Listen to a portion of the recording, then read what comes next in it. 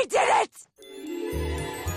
Oh no, my wedding ring. I must have left it at home. There can only be one, or several. Hi, I'm Kitty Monk, and I'm here to talk to you about American Dad. Or more specifically, Roger and his personas. But I have stuff I want to get to, and this is a Tuesday video, so I have schoolwork, so let's get this out of the way. Roger's personas are cool, blah blah blah. One of the most creative parts of the show, blah blah blah. And I like to make videos on them, blah blah blah. And I love money, blah blah blah. We know, Kitty. We know this. We do. Ew. Yeah, that rhymes. But why am I making this video? Because obvi reasons. And honestly, it's a bit more creative than a worst things Roger has ever done list, which I do eventually want to do, just not right now. What I find interesting is Roger's commitment to his personas. While Roger is obviously kind of evil, he can oscillate considering his, commitment to maintaining his identities. Like he does as Frankie Garconi or Roland Zhang. But some of his personas are truly evil. However,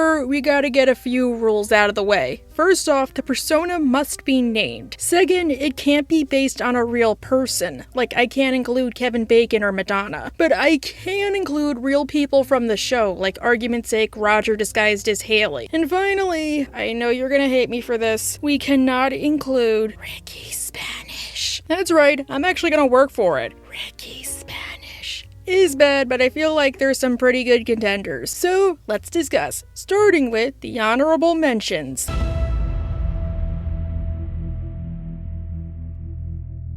This time around, we have a few. Honestly, more than I was expecting. The first is Edna from Blood Crieth Unto Heaven. Roger's character falls in love with Bullock, but Bullock refuses to be with her after she confesses she's raising somebody else's baby. Bullock hates babies, despite having an infant son. A baby? I'm sorry, Edna. I can't bear to be around them. They remind me of babies. Guess this isn't one of those times. During one of his previous relationships, he was with a woman who got pregnant and lost the baby. Either stillbirth, losing it at Target, or miscarriage, I have no idea. It was just lost. But as Edna confesses, "No! If I had known I was gonna fall in love, I never would have agreed to raise this baby for Haley, whose baby it actually is." What? Bullock tells Haley he knows, and the pair decide to get back together and raise their daughter, only to ensure her and Bullock could be together, well... Quiet now. Just like you wanted. What on Lucifer's Black Beach have you done?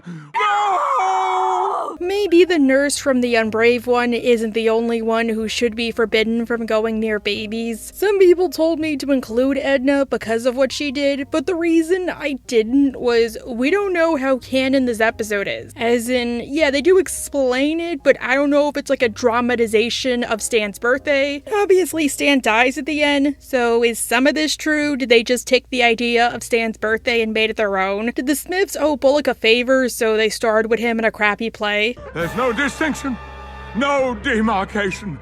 Hell and earth slumber in the same bed tonight.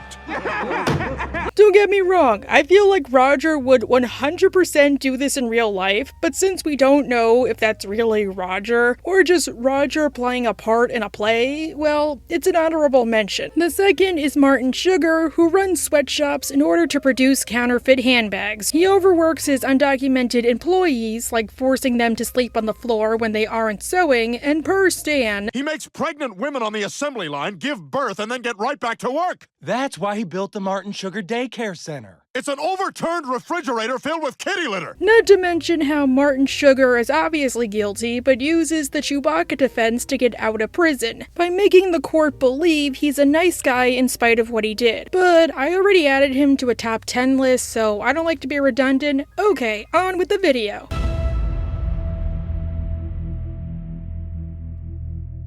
I only invited him because our folks had to escape Tehran together. We left everything behind. Our house, our cars, my little brother. Oh my god, this is my song! I totally asked him to play this! Rashid makes me glad I don't date. Thank God I'm a lazy workaholic. When a Stan loves a woman, has Stan realized that Francine, oh my goodness, had carnal relations with men besides him before they were even dating, while he was a boring virgin. I know we've been kind of rocky lately, so I decided to book us a romantic getaway to Texas, where the president pretends to be from. It's okay, Stan. I'm almost 25. I'll turn 25 next month. I won't tell you the day. Not to toot my own horn, but I've done it with 2 men in my whole life. Where's my prize? Where's my giant garden? So Francine allows Stan the right to sleep with a woman to prove that without love, it's completely meaningless. Just don't catch the worst STD of all. Love and/or pregnancy. But since Stan is a devout Christian, he doesn't think it's morally right to cheat on his wife, even with permission. Don't be ridiculous. I can't cheat on you. You have my permission. But not God's permission.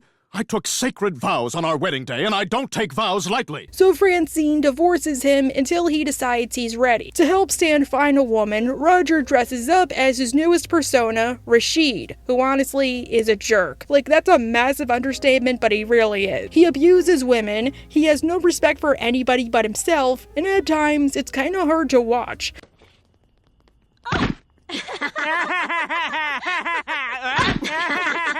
Like, his version of a date is going to IHOP with a gaggle of women, but he doesn't want to pay for them so they can't eat an actual meal. Let's roll, hoes. You guys can have a kiss fight to see who gets to eat the fruit that touches my syrup. Or, when he does try to genuinely console Francine, he berates the other women. You're handing me the salt? I want it on my eggs. Shake it. Shake it on my eggs. Ugh, too much. It's ruined. Get out. You disgust me. Get your own damn syrup, you lazy asshole. The only consolation is, he lets the girls go at the end. I was tougher on you than all the rest, but that's because I believed in you. You have become one of the skankiest hoes I have ever had the privilege to throw out of a moving car. Honestly, if I could pick a persona that didn't have a name, I would have picked the Madame lady he dresses as in G-String Circus, because, like, he makes them change their whole menstrual cycle. All of you are gonna get on my menstrual cycle. Anyone in their flow right now? Hey, Roger, I'm on my menstrual cycle right now. You can kinda hear all the cramps. Stop. Stop it. Okay? Stop.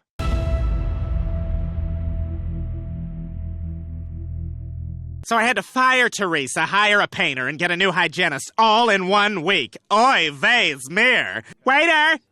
Never mind, we're okay. Aw, I think we'd all do what Roger did. Although, honestly, as a YouTuber, I find it hard to trust most people who are outside of the convention circuit, even tell them about my channel because I feel like they'll take advantage of me or think of me differently. Trust me, it's happened before. And I don't like blenders. The noise is as infuriating to me as vacuums, so that wouldn't help. In one of my favorite episodes, Stan thinks that mutually assured destruction has happened, and he gathers the family so they can run away into the woods, conveniently forgetting about Roger and Klaus. He's right in the window. You're in our hearts. Well, they're off to somewhere in a hurry. Okay, that's my favorite Roger moment. Although Roger is an alien, and we do know from the 200 that if Klaus is exposed to nuclear radiation, he becomes a giant fish monster thing. And he's cool with that. Therefore, I am cool with that. Meanwhile, Klaus and Roger are getting ready to have a watch party for Grey's Anatomy. Can't believe that show still airs, and I never watched it until earlier this year. But alas, their blender breaks. Well, I guess TV night's canceled. Can't you just watch Grey's Anatomy with a non-blended drink? And you can eat without watching TV. Yeah, right. No, you can't. Idiot. There's only one thing I do with non-blended drinks, and that's drive. Roger takes to the internet to find a new blender, but they all cost monies. Ugh, how dare blenders cost monies? But he gets a wild idea from Klaus. Why not add it to a gift registry? Like a bridal registry. Oh, that's a bridal registry. When couples get married, they choose the gifts they want to receive from their guests. Do you really need to do that nowadays? I mean, most of the time, you probably already live together. At least with a baby shower, you really need all that stuff and fast. Oh my god, they should do an episode where Roger has a baby shower. Wait, they already did that when he was pregnant with Jeff. Okay then, one for Rogu. Roger decides to get married by next week, that way he can demand a blender as part of his gift registry, and since he can't just make up a new persona, a la Laura Vanderbuben, he tries to marry a Jewish girl named Sherry. Shari. Oops, sorry, Shari. Also, fun fact, she's voiced by Snot's mom and I think Cuddy from House. And when he gets to the wedding, he is about to scram, but karma. I'm not an orthodontist. That's okay. You can work for my greeting card company. I'm also not Jewish. You'll convert. I'm not even human. Who is? Ow. At least he's getting karma. Or he would've if Buckle didn't show up. But at least he has a blender. That's what's most important. You excited, Jacob? Of course I'm excited. 12 speeds. Well, nice meeting you, Mr. Rothberg. I'm out of here.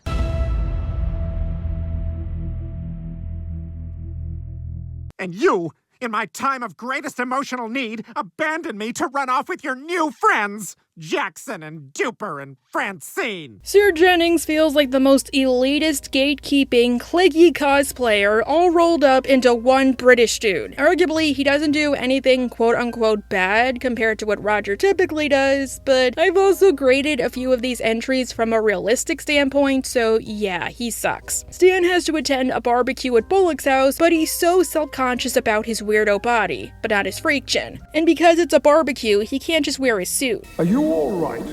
Hey! Oh my god! Look at his fupa! So Roger offers to help give him confidence by posing as Sir Jennings and making him a new outfit, which he dubs the Silly Goose. Sir Jennings Cockburn, fashion titan of post-war London.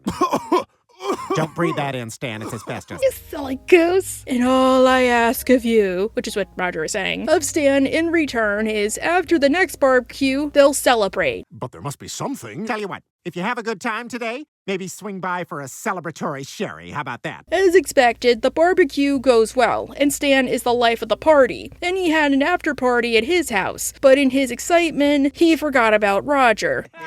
Nice. Wait! There was something special I was going to do if I had a good time today. A celebratory cannonball! Which, okay, it does suck, but maybe Sir Jennings can take comfort in the idea that he at least helped Stan get to that point.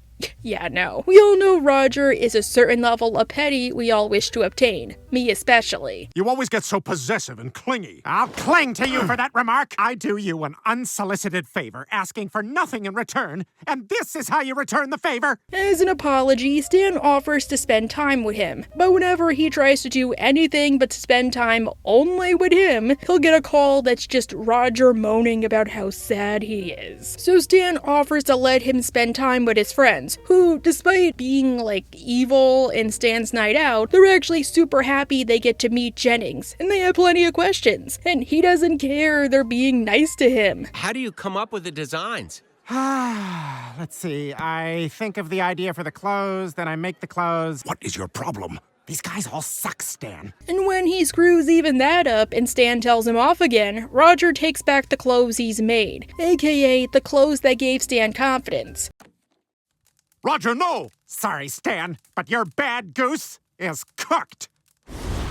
And at work the next day, Stan just humiliates himself, because he doesn't have that confidence anymore. Stan was happy, and it was your clothes that made him that way. But you just couldn't stand having to share him, so you crushed him. I think a reason I put him down is this is sadly kind of realistic. Have you ever had a friend or a partner that wanted you all to themselves, and then once they did, they just treated you like crap because you don't matter to them, you're like a possession? Because that's not a friend you want, and heck, that's not a friend even to start with. It's kind of weirdly abusive of Roger when normally his antics are so out there. So Sir Jennings definitely deserves a spot. Out, damn spot! Out, I say!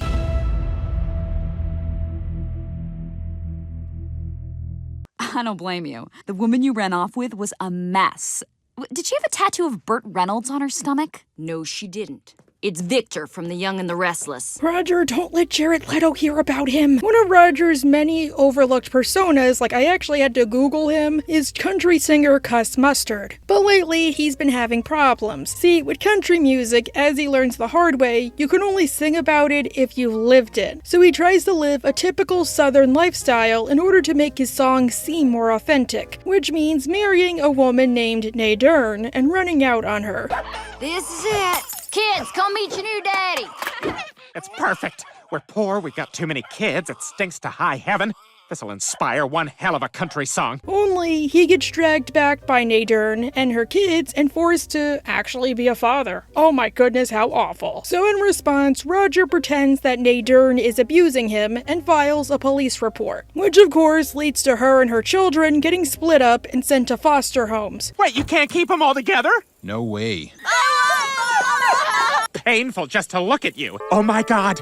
I think I understand country music. Which is terrible, holy crap. But, at least he wrote a good country song, so it worked out for everybody. Yay.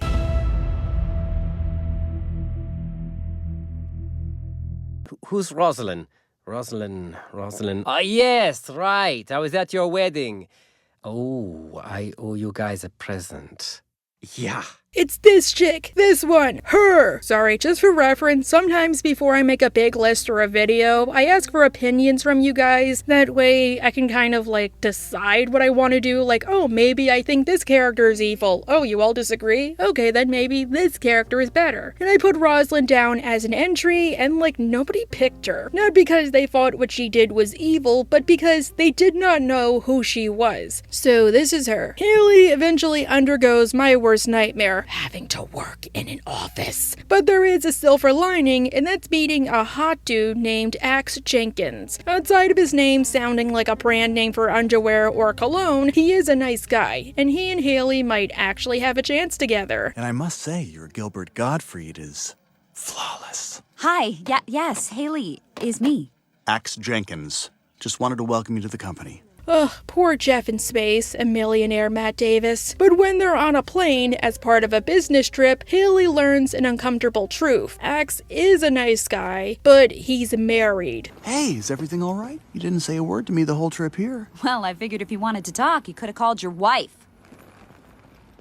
Dang, what's with me talking about failed marriages? I don't do this on purpose. Of course, Haley is pissed when she finds out Axe is cheating on his wife. She will not be his gumad. But Axe insists he can't get divorced, so in essence, he has a paper marriage. Give me that. Arbuckle here. So what if he's married? Lots of us are married. You're married. All the good ones are married. Haven't you heard that? It's not happening, Roger. Look, I'm mad enough I even let myself like this guy. I'm your life coach. It takes a little convincing from Roger as Arbuckle T. Boone, life coach, but Haley decides to take a chance with Axe. Only when they're about to consummate their union, she discovers the identity of this supposed wife. Oh, the tattoo. Yeah, that's my wife. Don't worry, you won't be seeing her much.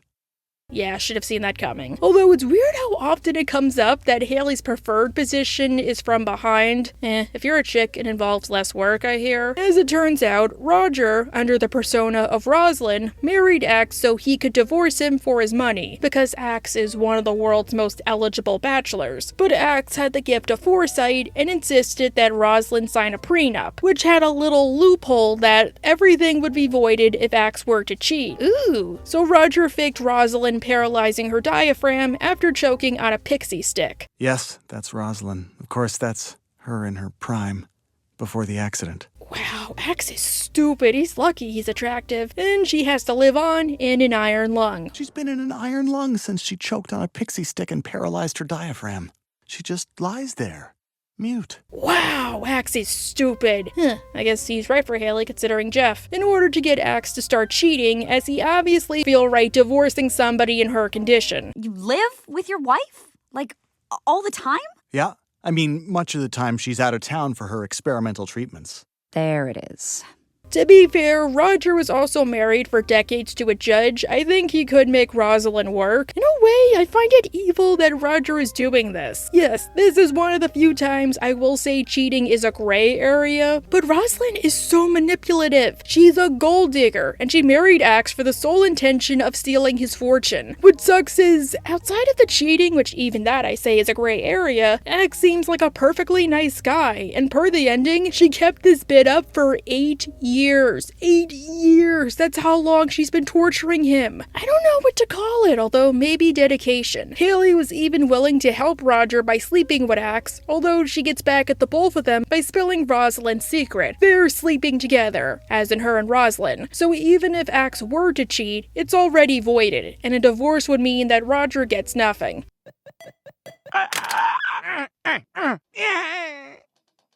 Forget it. Well, this was a waste of 8 years. Justice!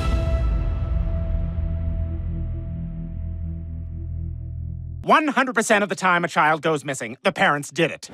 Legally not a fact. And where'd you hide the body? We didn't hide the body. So you admit there's a body. Why are you doing this? I'm a YouTuber, and that means I'm a public figure who makes an impact on people, even if I don't think I really do. So as a result, I do feel a little more hyperactive when it comes to the news cycle, regardless of political affiliation, since even if they are just meant to be stating a fact, they do have a duty to report the news and know they have an impact on people, biased or not. Which leads to this Nancy Grace knockoff, Genevieve Vance. Haley starts an internship with Roger's new show, News Glance with Genevieve Vance, and it's kind of obvious that Genevieve is not a good journalist. She makes Katie Killjoy look like a valid source.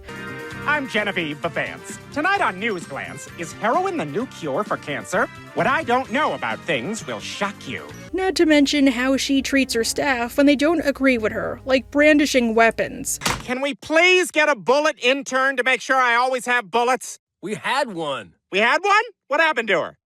Oh, that's right. She went back to school. Fudge, she really is Katie Killjoy. The problem with Genevieve is likely due to her sounding like a troll-written Wikipedia article. She doesn't get as many views. A Taiwanese prayer breakfast is more popular than her. So she promises Haley that if she delivers a juicy story, she'll let her do an op-ed about Garbage Island, which is a real thing How I Met Your Mother talked about. Although what no show will tell you is, even if Garbage Island is twice the size of Texas, if we were to actually buckle down, it could take as little as 5 to 10 years to completely clean up. So Haley makes up a story that Steve was kidnapped. Look how sad everyone is. I did this. Missing white boy syndrome. And while it does get Genevieve a lot of views, well, here's where her getting evil comes in. See, Steve isn't really missing. He's just at a remote cabin with Lubriderm for his eczema, whatever that means. So after a certain point, Genevieve does know she's spouting misinformation. God, Haley! You're a journalist! What? Sure, we don't report the news, we make it. Accuracy is so time-consuming. Fiction is the new fact. And despite the fact she knows this isn't a real news story, she's willing to implicate whoever if it means extra social clout, like manipulating footage to make it seem like Stan and Francine killed their son, and even filming her own tasteful dramatization of what happened. You know what I've been thinking about lately? How Steve is the worst? Yes, I kind of want to murder him. Great idea. Wow, Brandon Rogers ain't got nothing on her. She even doesn't care she got the pair arrested. What the hell? We didn't kill him! We love our son! Tragic. After the break, bulimia. Bad for you. But is it good for your toilet? Find out tonight at 11. And later, she lets Steve lie and say that Haley kidnapped her brother, just so she can hold a show for extra views and make it seem like things are worse than they really are. Well, maybe the teleprompter can help. I had heard that there was never a time you weren't certain you were gonna die. Unlike a lot of these entries, Genevieve does get actual karma, since her entire media empire comes crashing down. But it's something all too common we see in real life. Journalism, whether print or TV, should report the facts. And all Genevieve did was report lies. And she almost sent a family to prison in the process. Sue her! Sue!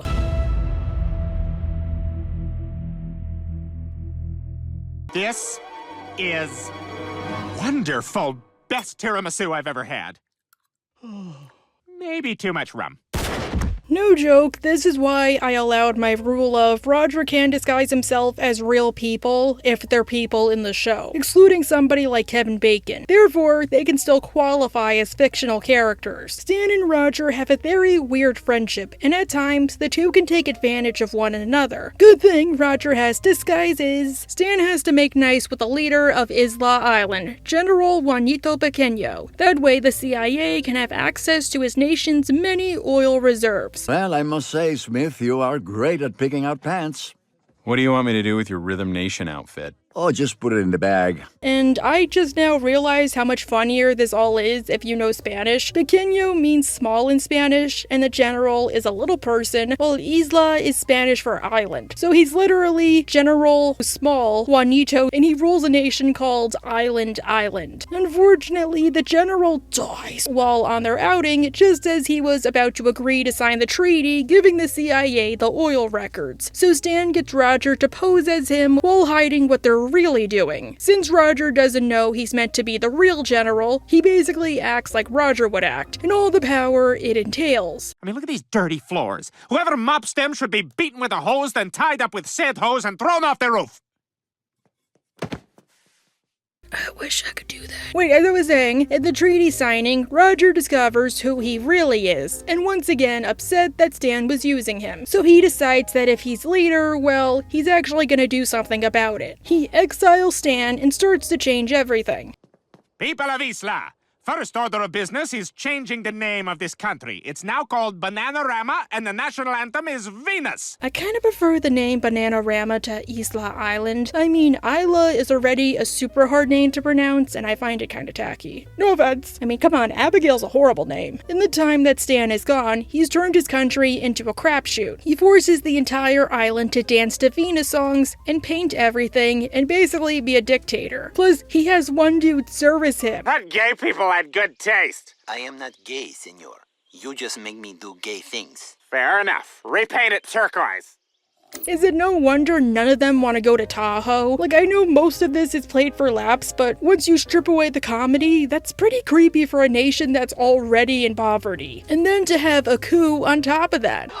Guards, those men are here to kill the Generalissimo. Stop them! The Generalissimo dies tonight.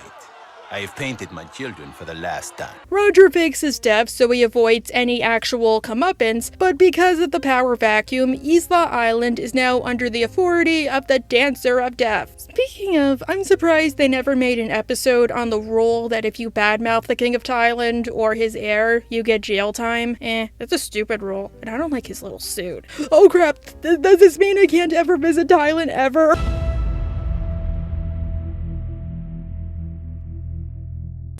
Oh no, the vow ceremony is tomorrow. What are we gonna do? Valik's gonna kill us. My scar's burning.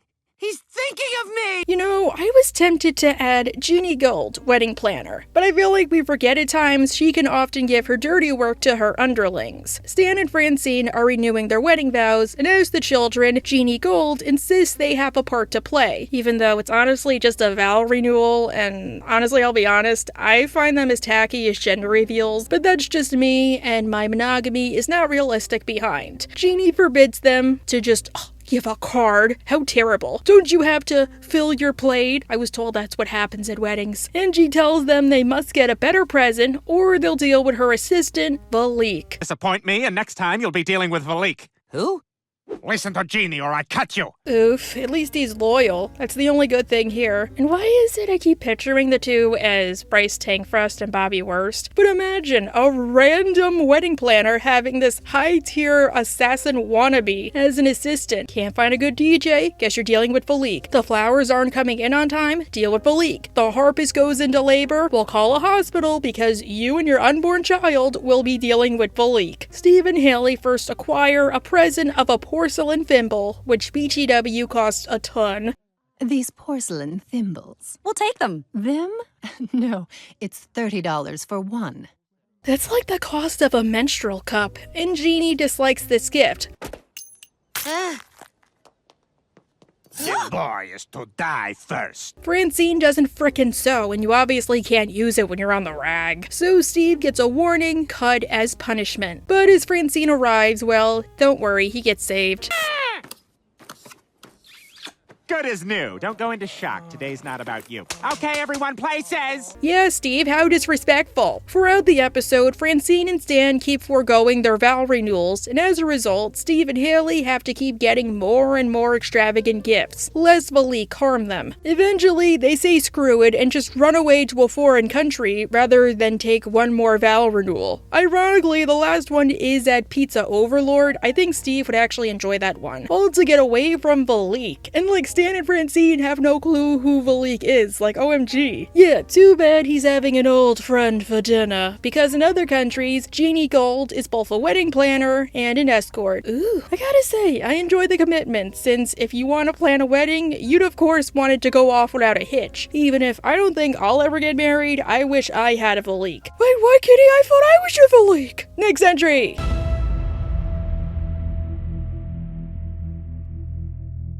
What a cutie. Let's see here. What's your name? Billy. Mind if I call you Roble? And I heard roll credits, but in all seriousness, Barry's parents are gone for the weekend, and since he's a pushover, he lets his friends party at his house. The problem is, they destroyed Ted's speakers, so they must obviously replace them. Snot finds a pair on Craigslist, and it's gonna be Roger, isn't it? Ring the bell. I was peeping through my peephole. Name's Wally Roble, but call me Roble.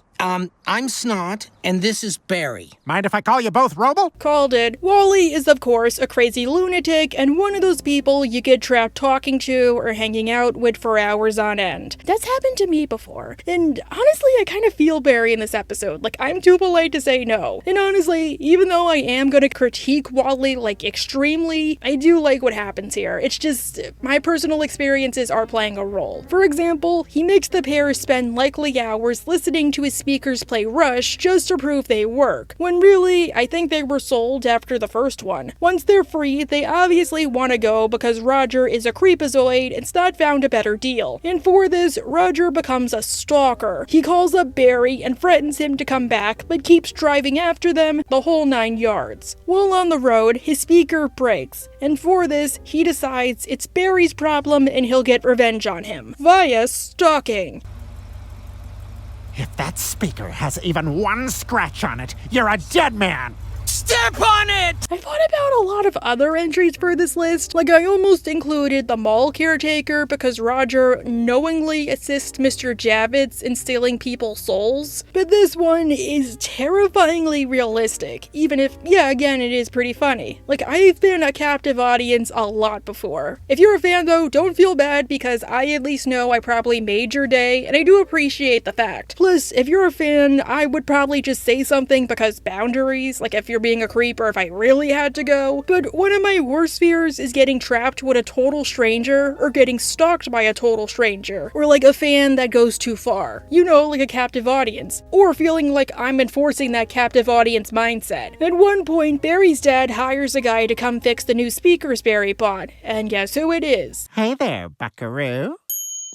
Sorry about that, Mr. Roble. Please, just Roble. I'm Ted. Mind if I call you Roble?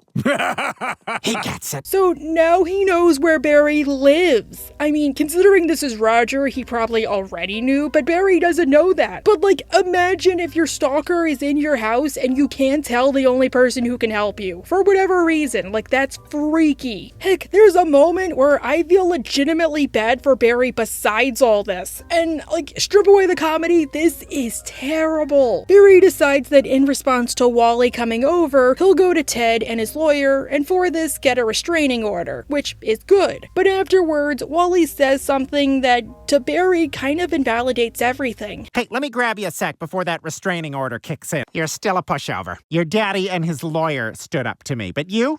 No, you did not stand up to me. No, I disagree with this. Barry stood up to you. Even if he got people to stand up to you on his behalf, he's still just a kid. And legal action is still standing up for yourself. Oh, and speaking of legal action, Barry goes to Wally's house with a sledgehammer. Both because of the comment and because he probably knows Wally won't stop even with the restraining order. And for this, Wally has him arrested and charges pressed. He'll do some time if you do. Good. Some serious time for an unserious buyer. Doing time for wasting my time. Which, yes, Barry committed a crime, but you gotta remember, he was being harassed, and all he wanted was for the abuse to end. At least, he does get revenge in a way, both against Wally for the stalking, and Snot for breaking the speakers in the first place, even at the cost of shattering his own eardrums. But you wanna know the worst part about all of this? We see Roger center on, like this. Remember, this is what Roger looks like to everybody in universe. It's weird enough when you accidentally catch it, like I do when I'm editing and I stop at the wrong time, but dang!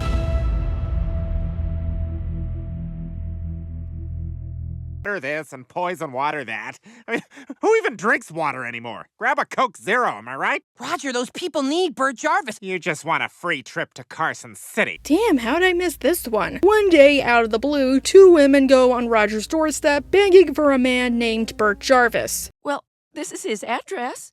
We've sent him letters. We've called.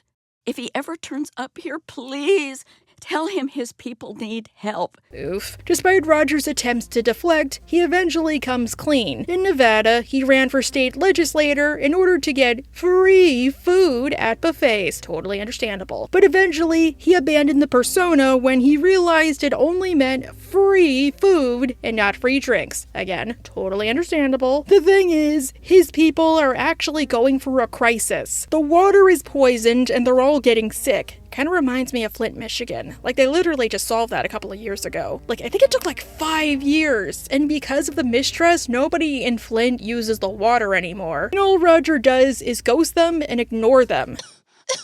What a story. If we see him, we'll tell him. Roger? Huh, he really is a politician. Steve convinces him to go to Nevada and drop off a clean water bill for the people. But a fellow politician who I think also voices Mayor Wild West bribes him to forget about the bill, and Roger's fine with this. What was he offered in exchange? A fishing trip. Best to Carla. Did you hear that? I'm gonna get to go fishing. Wow, he really is a politician. Or a Supreme Court justice. What? They're technically politicians in a way. Also, keep in mind that, okay, I know next to nothing about Nevada besides like Vegas and the surrounding area, but from what I gather, a good chunk of Nevada, or at least the parts I know of, were arid, like constantly deserty and full of droughts. Like it floods so hard in the winter that people actually die. So there's obviously limited water sources if something were to happen. Surprisingly, from what I hear though, Vegas, the reason they still have water is they recycle everything. But again, I am a Guido Yankee, so take everything with a grain of salt. If anybody does know anything, please comment down below. Steve does some research and discovers the main culprit behind the water problem is a company known as Tetraduel, as they're dumping their chemicals into the water. But I should have seen this coming. Why's that? Because I'm the CEO of Tetraduel. What? So Roger was behind all of this. All of it. MBTW, Bert's not the CEO. He's just a separate guy. So Roger was playing both sides of the board. He does shut down the company, but in the process, it means that he can't seek re-election. 4 more years! 4 more years! Are not happening. Tetraduel was my only campaign contributor, so pack it up. Hiya! I think what makes it worse is we never find out why Roger was doing this. I thought maybe it was for re-election, but it can't be because it's not even for money. Really, it could have been just general laziness. Roger let people get poisoned and died because he was that lazy, and he did not want to do the job he was elected for. I gotta say it one more time. Wow, he really is a politician. And at the end, he just abandons Bert Jarvis to become another CEO and finance a rival politician. Kind of implying this whole thing is gonna happen again. Tetraduel is gone, but Octaduel is very interested in your re-election campaign. Why don't we discuss it at the lake house?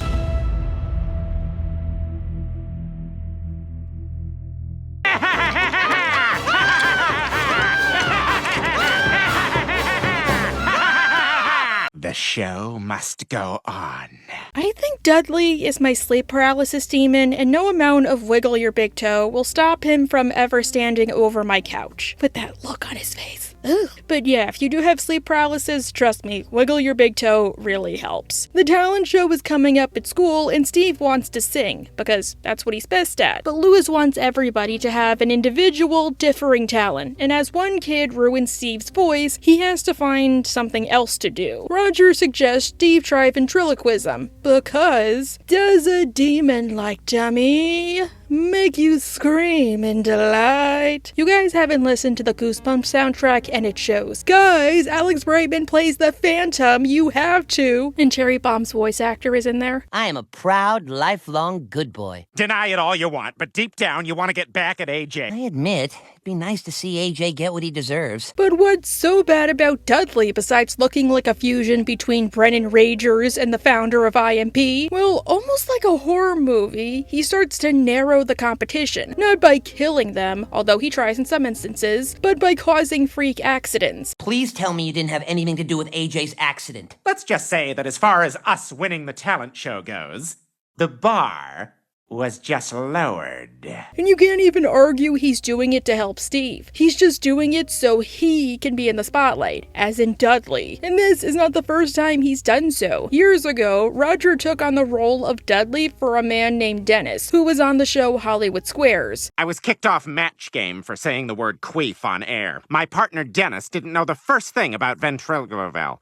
But it didn't matter, because I do all the work. God, I'm old. But to ensure he got the middle square, he ended up killing the rest of the cast, framing Dennis for the murders and getting him sent away. Teaming up with Dudley was my first mistake.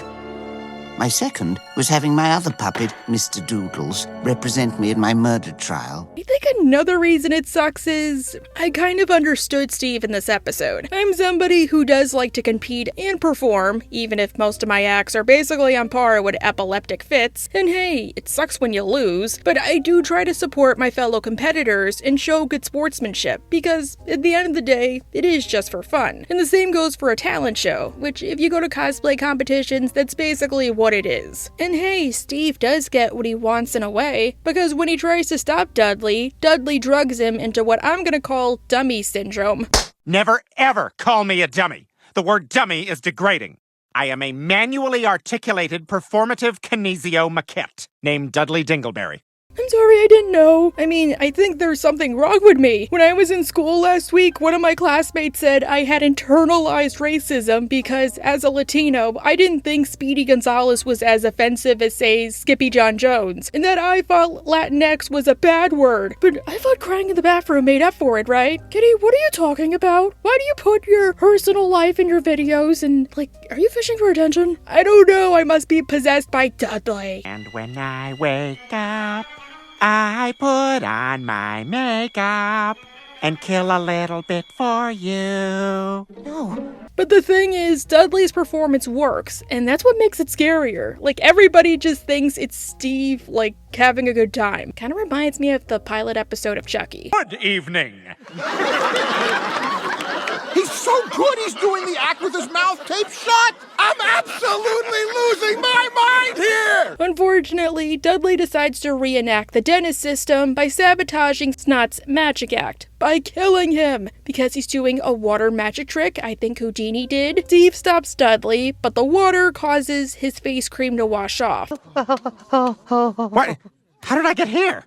Oh my God, somebody shot Steve!